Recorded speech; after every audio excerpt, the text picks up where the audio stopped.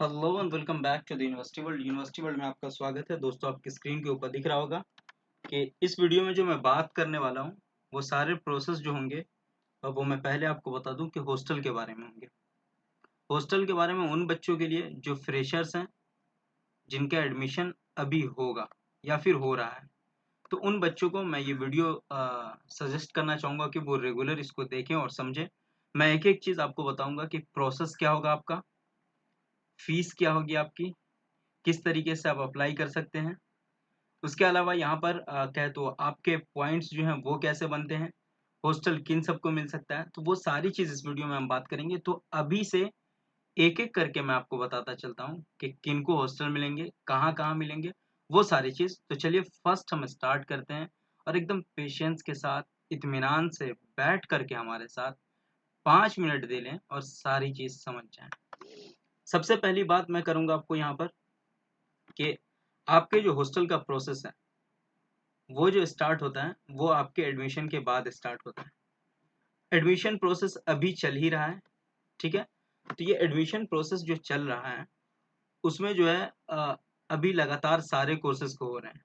तो इनमें जो होगा लगभग फर्स्ट सेलेक्टेड लिस्ट जो है, इसका पूरा एडमिशन प्रोसेस कंप्लीट होने के बाद सेकेंड लिस्ट आ जाएगा। उसका मे बी उस बीच में आपकी ये नोटिफिकेशन आ सकती है कि फॉर्म फिलअप किया जाए हॉस्टल का, ठीक है। लेकिन अभी इसमें भी टाइम है कि सेकेंड लिस्ट का भी मे बी सिलेक्शन होने के बाद देगा ये लिस्ट, वो कंफर्म नहीं है। लेकिन पहली लिस्ट कंप्लीट होने से और दूसरी लिस्ट स्टार्ट होने के बीच में ही आपको ये नोटिफाई कर दिया जाएगा कि फॉर्म फिलअप किया जाए, पहली बात। दूसरी बात, हॉस्टल कहाँ कहाँ है, तो हॉस्टल सिर्फ हैदराबाद कैंपस के अंदर ही है, इसके अलावा कहीं भी नहीं है। मानो भोपाल के अंदर बन ही रहा है, जो प्रोसेस चालू हुआ है, मे बी चलेगा, बनेगा भी। दरभंगा में बन के तैयार है, लेकिन ये आप कह सकते हैं कि गवर्नमेंट का है, मानू का स्पेशल नहीं है, ये गवर्नमेंट का, बिहार गवर्नमेंट का। इसमें ये मानू को सीट दे सकता है और फिर बाहर के भी बच्चे रह सकते हैं इसमें हॉस्टल में। तो मानू को कितनी सीट देगा और ये कब से चालू होगा तो ये भी नहीं कह सकता हूँ। हाँ, लेकिन इनॉग्रेशन हो चुका है, अब ये कब देगा वो कंफर्म नहीं है, ठीक। और हैदराबाद कैंपस में ही सिर्फ है। तीसरी बात, अगर सारे क्या हैदराबाद के अलावा सिटी में है तो आप जा करके वहाँ साइड में आप रह सकते हैं, और दूसरा रूम वूम ले सकते हैं और रह सकते हैं वहाँ पे, जैसे पीजी आप लेते हैं, हॉस्टल वोस्टल लॉज वॉज लेते हैं, वैसे आप रह सकते हैं फ्लैट व्लैट लेकर के। तीसरी बात ये है, मैं भूल भी गया, हाँ, कि किन बच्चों को हॉस्टल मिलेगा हैदराबाद के अंदर। तो मैं बता रहा हूँ कि पॉलिटेक्निक से लेकर के पीएचडी तक के बच्चों को ये हॉस्टल मिलता है, ठीक है। अब यहाँ पर हॉस्टल की क्राइटेरिया की बात है तो सेकेंड ईयर के जितने बच्चे होंगे, पहले ये उनको फुलफिल करेगा जो फर्स्ट ईयर में नहीं मिल पाया था। उनको फुलफिल करने के बाद जो सीट्स वैकेंट रह जाएगी, ठीक है, तो इस वैकेंट सीट पर हमको अप्लाई करने को देगा फ्रेशर बच्चे को। चौथी बात, इसमें आता है पॉइंट सिस्टम। फ्रेशर बच्चे को जो दिया जाएगा तो ये पॉइंट सिस्टम होता है। अब पॉइंट सिस्टम में हुआ जैसे आपको डिप्लोमा कोर्सेज से लेकर के, ठीक है, और पीएचडी तक का पॉइंट बनता है। तो इनमें जो यूजी कोर्सेज के होंगे, पीजी कोर्सेज के होंगे, तो उनकी भी पॉइंट्स बनेंगे। डिप्लोमा के में भी शायद 20-20 होते हैं, है ना, फिर इनको 25 हो जाएगा, इनको 30 हो जाएगा, ये 35 हो जाएगा। तो ये कोर्स के हिसाब से ये पॉइंट बनते हैं। तो वो न्यू पॉइंट आएगा, वो देखा जाएगा, तो उसमें मैं बता दूंगा जब पॉइंट सिस्टम आएंगे और अप्लाई होंगे तो उस वक्त मैं आपको बता दूंगा। अभी मैं हॉस्टल की पूरी चीज समझा रहा हूँ। दूसरा होता है, पॉइंट्स के अलावा डिस्टेंस मैटर करता है। अगर कोई हैदराबाद के अंदर ही होगा, उसका 20 किलोमीटर 25 किलोमीटर हो, तो उसको हॉस्टल नहीं देता है वो। हाँ, 1000 किलोमीटर हुआ, उसके पॉइंट्स अलग होते हैं। 500 मीटर 500 किलोमीटर के हैं, उसके पॉइंट्स अलग होते हैं। 2000 के हैं तो उसके पॉइंट्स अलग होते हैं। 2000 प्लस के हैं तो उसके पॉइंट्स अलग होते हैं। तो ये डिस्टेंस पॉइंट भी मैटर करता है। एक तो कोर्स पॉइंट हुआ, दूसरा डिस्टेंस पॉइंट। हाँ, पीडब्ल्यूडी एंड ऑर्फन बच्चे जो होंगे, इनके पास सर्टिफिकेट होगा, तो ये अप्लाई करेंगे और इनको एडमिशन मिल जाएगा। इनको हॉस्टल सबसे पहले इनको हॉस्टल मिलेगा फ्रेशर्स में। पीडब्ल्यूडी और ऑर्फन बच्चों को सबसे पहले दे देगा वो हॉस्टल, ठीक है। 4 पॉइंट आप समझ गए। पांचवा पॉइंट है कि आपके पास ये ध्यान रखना है कि ऑर्फन वाले बच्चे जो हैं उनके पास सर्टिफिकेट होना चाहिए, और पीडब्ल्यूडी के वाले के पास भी सर्टिफिकेट होना चाहिए, और ये अप्लाई करने के टाइम अपलोड कर देंगे तो इनको सबसे पहले मिल जाएगा। ये सबसे प्लस पॉइंट है, ठीक है ना। इसके अलावा बात करते हैं, छठे पॉइंट पे आता हूँ। ये पांचवा ही पॉइंट है, मतलब मान लीजिए चौथा पॉइंट, ये पांचवा पॉइंट है। कि हॉस्टल कितने हैं मानू के अंदर। मानू के अंदर हॉस्टल बॉयज के कितने हैं, ठीक है, या फिर गर्ल्स के कितने हैं। तो वो मैं आगे बताऊंगा कि बॉयज के और गर्ल्स के हॉस्टल कितने हैं। हाँ, इसकी फीस कितनी है, एक बेड में कितने लोग रहते हैं वो मैं बता देता हूँ। एक रूम में जो रहते हैं बॉयज के इधर 4, बॉयज में जो रहते हैं वो 3 शेयर करते हैं।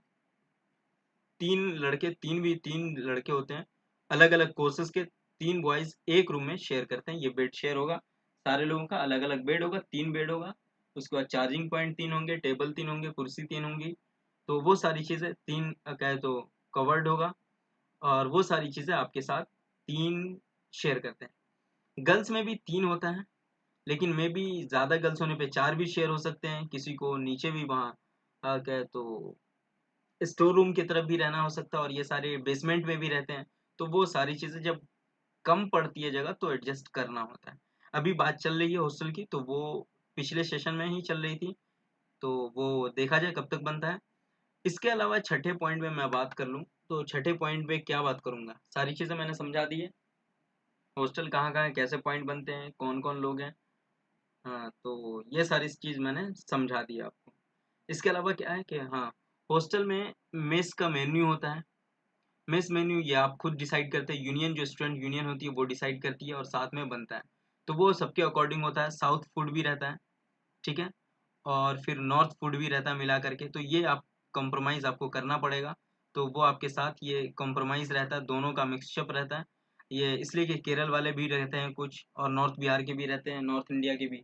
तो उन लोगों का ये अलग अलग रहता है सारी चीज़ें। तो वो आपको मैनेज करनी होगी। और कहीं भी दुनिया की किसी भी जगह आप जाएंगे ना, मैनेज एक ऐसी की है ना जहाँ पे एडजस्ट करना आपको आना चाहिए, तो आप कहीं पर भी सरवाइव कर सकते हैं दुनिया के किसी भी कोने में।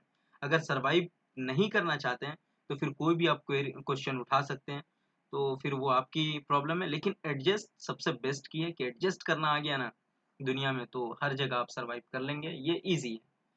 सातवां पॉइंट आपका कुछ ऐसा है तो वो नहीं है। तो अब चलता हूँ मैं डायरेक्ट हॉस्टल की तरफ। अगर आपके पास कोई क्वेरी लग रही होगी कि पूछना है हमें, मैं नहीं समझा पाया हूँ, मैं कोशिश करता हूँ कि आप तक आपका भाई बन करके या फिर आपके अंदर घुस करके मैं सारी चीज़ आपको एक एक करके समझा दूँ। लेकिन फिर भी कोई क्वेरी बच जाएगी ना, तो आप कमेंट सेक्शन में पूछ सकते हैं या व्हाट्सअप कर लेंगे भैया। सॉरी अगर मैं नहीं समझा पाया तो मैं मजाक कर रहा हूँ, चलो आगे। अब बता दो, सबसे पहले गर्ल्स प्रायोरिटी सबसे मस्त, मतलब लड़की पहले बाबू भैया, महिला सशक्तिकरण की बात होगी। तो इसमें सबसे पहले मैं बता दूं कि हॉस्टल 1 जो होता है ना, ये गुलजार हॉस्टल कहलाता है, नाम है इसका। इसमें सारी यूजी गर्ल्स होती हैं, डिप्लोमा की बच्ची होती हैं, बच्ची मैं कह रहा हूँ सॉरी, डिप्लोमा के स्टूडेंट्स होते हैं और वो और यूजी के बच्चे होते हैं। तो इन सबको जो है ना गुलजार हॉस्टल प्रेफर किया जाता है। बीएड के भी बच्चे होंगे उनको भी यही प्रेफर किया जाएगा, ध्यान दे लें। बीएड डीएलएड और डिप्लोमा पॉलिटेक्निक के जितने भी बच्चे होंगे, यूजी बीए बीकॉम बीएससी आईटेक कोर्सेज के भी बच्चे जो भी होंगे, वो सारे गुलजार में ठूस दिए जाएंगे। मतलब उनको वहां जगह मिलेगा, बेड मिलेगा। कुर्रतुल ऐन हैदर में ये हमारी आप ही लोग रहती हैं, मतलब आपकी आप ही लोग पीएचडी वाली। और पीएचडी में और पीजी में जो होंगी वो इनमें रहेंगी, और इन लोग को शेयर करना होगा कुर्रतुल ऐन हैदर। तो ये दो चीज मैंने आपको समझा दी। ये दो हॉस्टल है, ये न्यू हॉस्टल है और ये ओल्ड हॉस्टल है। इसको ओल्ड हॉस्टल के नाम से भी जाना जाता है, और फर्स्ट में यही पड़ता है जाने के टाइम में, और गुलजार हॉस्टल है। तो ये न्यू है, अच्छी बिल्डिंग है, अच्छी खासी, और माहौल भी अच्छा है, तो वहाँ नए बच्चों को रखा जाता है। और ओल्ड में ओल्ड बच्चों को, लेकिन ज़्यादा पीजी कोर्सेज और ऊंचे जो हैं इन लोग को ये दिया गया है। तो इनका भाई समझ सकते हो आप, तो इनका दारोमदार ज़्यादा है, तो इनको भारी भरकम नाम से कुर्रतुल ऐन हैदर।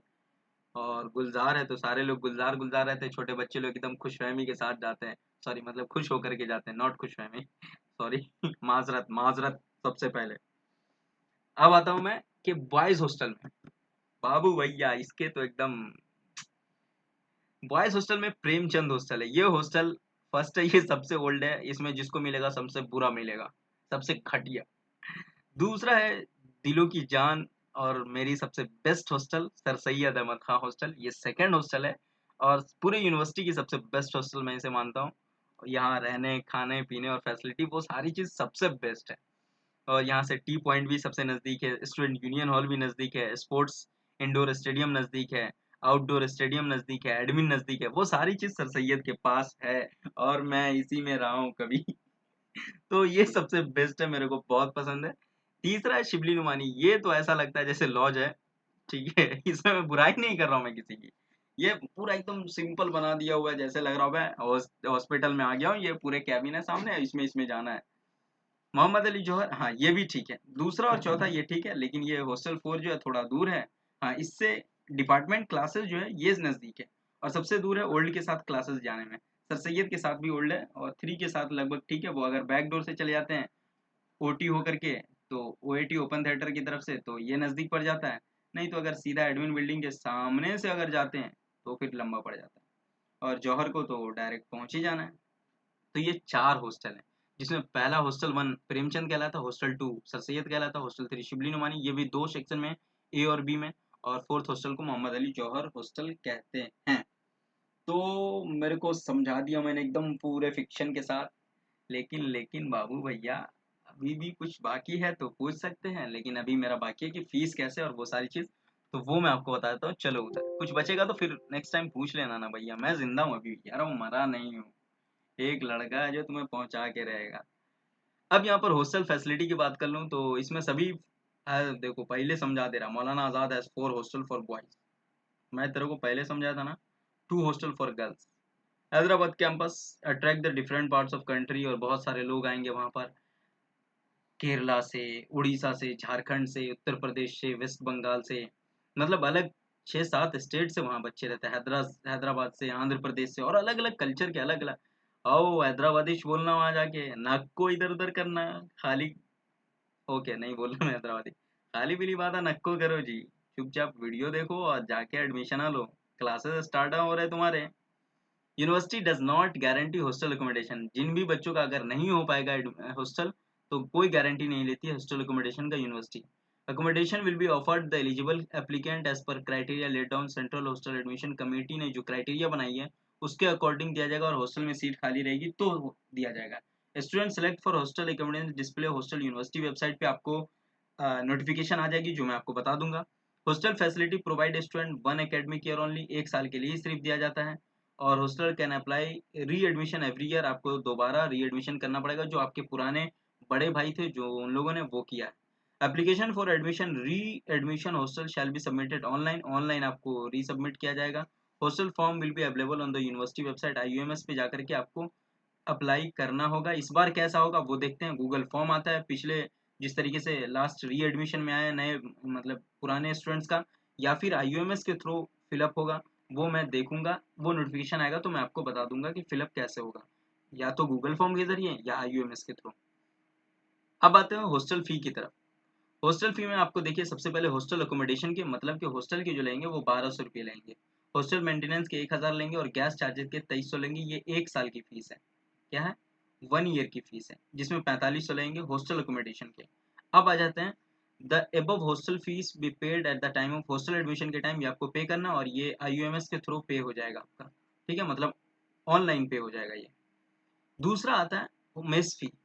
मेस फी जो है, मेस फी का चालान कटेगा आपका, 2000 मेस फी एडवांस है, एडवांस में आपको पे करना है, मतलब कि 2000 रुपये आपके पास रह जाएगा। क्वेश्चन डिपॉजिट भी आपको जैसे मई जून में स्टार्ट, वो मई जून में एडजस्ट कर देगा, लेकिन जैसे ही स्टार्ट होगा तो 1500 रुपये फिर एडवांस देना होगा। क्रॉकरी के 400 रुपया, मतलब प्लेट प्लेट गिलास ये सब, चम्मच कप ये सब जो आप यूज़ करते हैं उसके 400 रुपये न्यू मिलेगा। लेकिन ऐसा होता नहीं है, हर साल जो पुराना रहता है उसको फेंक देते हैं, लेकिन न्यू लेकर के आते हैं, तो वो टाइम टू टाइम चेंज होता रहता है। न्यूज़पेपर मैगजीन जो है वो 200 रुपये लगेंगे आपको, पढ़ते तो है नहीं आप, मुझे मालूम है, आप पढ़े लिखे होते तो हमारे जैसे होते मजाक कर रहा हूँ, मतलब मैगजीन अगर पढ़ना होता है तो आप जाकर के पढ़ सकते हैं, वो होता है हॉस्टल की अपनी लाइब्रेरी होती है, उस रीडिंग रूम में जाकर के आप पढ़ सकते हैं, ठीक है। तो वहाँ न्यूज़पेपर मैगजीन सारी चीज़ रखी होती है, और इसके टोटल चार्जेस 4100 रुपये। तो ये 4500 रुपये और 4100 रुपये मिला करके आपके, शायद मैं कैलकुलेशन कर पा रहा हूँ तो 8600 हो रहा है, लेकिन फिर भी आपको 150 से 200 रुपये आपको कहेगा कि क्या कहते हैं उसको, बोनाफाइड बनवाएंगे ये लोग वो सारी चीज़ें, तो वो ले लेते हैं। और फिर उसके बाद क्या, तो कुछ ऑनलाइन चार्जेस हो जाते हैं, वो सारे मिला करके लगभग लगभग 10,000 के फटके आपको लग जाते हैं, ठीक है। जीरोक्स वीरोक्स कराओ और बहुत सारी चीज़ें, जीरोक्स कराओ, ये दो वो दो, तो टोटल 10,000 रुपये 1 ईयर के टोटल लग जाएंगे, प्लस 1 मंथ एक्स्ट्रा मेस का। अब इसके बाद जो मेस की फीस आएगी वो लगभग लगभग आपको 2500 से 2-3 हज़ार के बीच आएगी मेस फी हर ईयर की। अभी तो राशन पानी ज़्यादा महंगा है, जब कम था तो 2200 से 2600 आता था, लेकिन अभी ज़्यादा है तो 2500 से 3000 आपकी ये फी आएगी। मे बी अगर ऐसी ही महंगाई बढ़ती रही तो 3000 से 3200-3500 होता चला जाएगा, लेकिन अभी जो है यही आएगी। ठीक है, कभी 2600, 2700, 2800, 2400, 2500 ये सारे आते ही रहेंगे 3000 के अंदर ही, लेकिन हर महीने आपको पे करना पड़ेगा। तो ये टोटल इन्फॉर्मेशन रही आपकी हॉस्टल के रिगार्डिंग, हॉस्टल फीस के रिगार्डिंग, मेस फी के रिगार्डिंग, और सारी चीज़ मैंने एकदम अच्छे से समझाया, बिल्कुल आपके चचेरे भाई की तरह। अगर फिर भी आपके पास कोई क्वेरी हो तो आप पूछ सकते हैं हमसे। मैं मजाक कर रहा हूँ, मस्ती कर रहा हूँ, इसलिए कि आपको सारी चीज़ समझा सकूँ, आप हमसे कनेक्ट हो सके, मैं इसलिए कोशिश कर रहा हूँ, बोरिंग ना लगे आपको। तो मैं थोड़ा मजाकिया आदमी हूँ तो मजाक कर लेता हूँ। बाकी और कोई बात नहीं है, हंसते खेलते जिंदगी है, गुजर जाएगी, तुम भी गुजार लेना हॉस्टल में, हम भी गुजार लिए हैं। तो मैं गुजारा नहीं हूँ, मैं मजाक कर रहा हूँ, मैं कहीं और था, कहीं हूँ। फिर मिलते हैं ना, कभी जिंदगी मिलेगी तो मिल लेंगे तुम लोगों से बाबू भैया, सॉरी आप लोगों से। आप लोग हमारे बड़े हैं तो आप लोगों से मैं मिल लूंगा। थैंक यू सो मच, फिर हम मिलते हैं नेक्स्ट वीडियो के साथ। Have a nice day, enjoy करें।